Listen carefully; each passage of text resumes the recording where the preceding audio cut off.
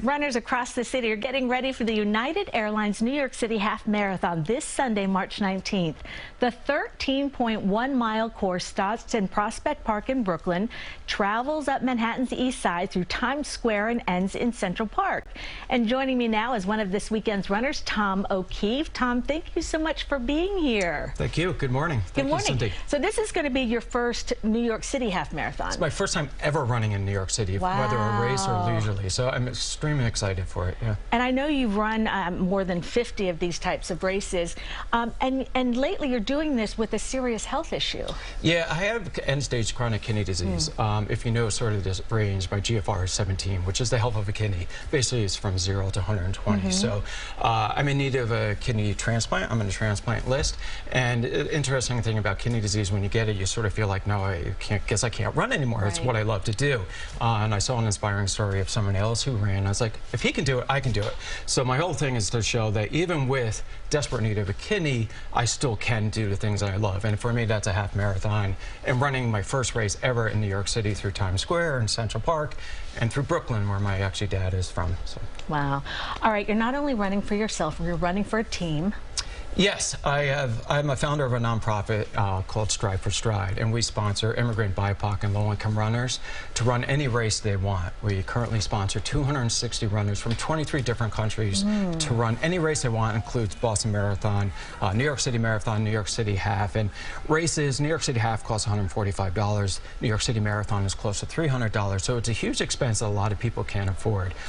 So we pay those bibs for anyone who wants to run a race and experience the race. Running a marathon, especially something like New York City Marathon, is so much more than just that one day. It's empowering for life, and it's a commonality you have for someone that might make millions of dollars to your kind of a low-wage immigrant that we have on our team. So we have an incredible team. We have about a dozen runners running on Sunday for the half.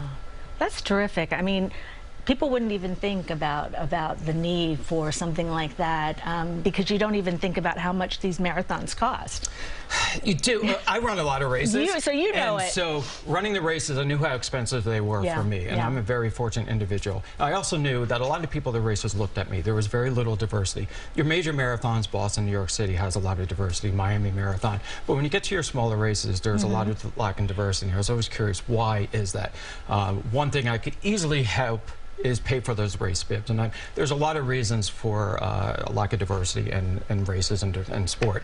But one of the ones that I could easily accomplish is pay for the race bibs. And with that, we're able to get a current team of 260 runners. We have a great team here in New York City. We're basically in Boston, New York City, and Miami right now. That's terrific.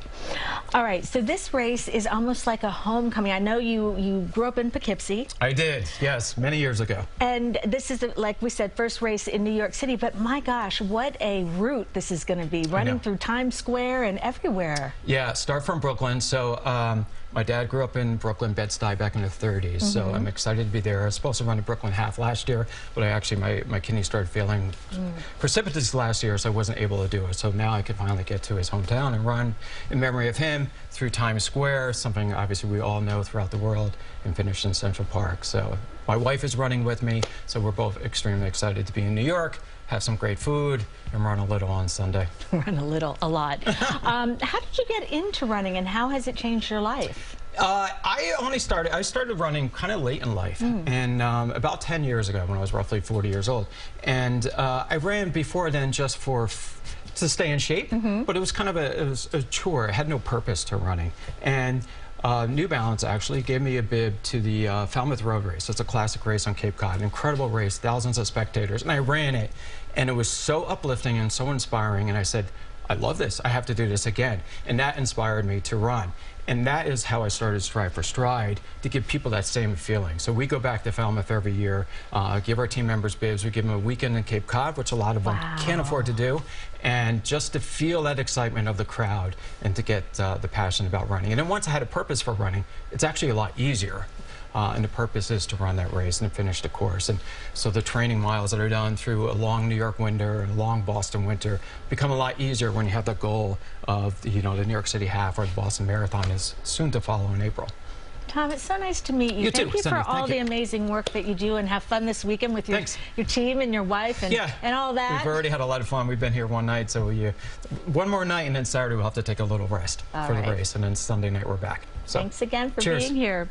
And once again, the United Airlines New York City Half Marathon is this Sunday, starting in Prospect Park in Brooklyn, finishing in Central Park. And if you're in the area, stop by to cheer on Tom and the other runners. We'll be right back.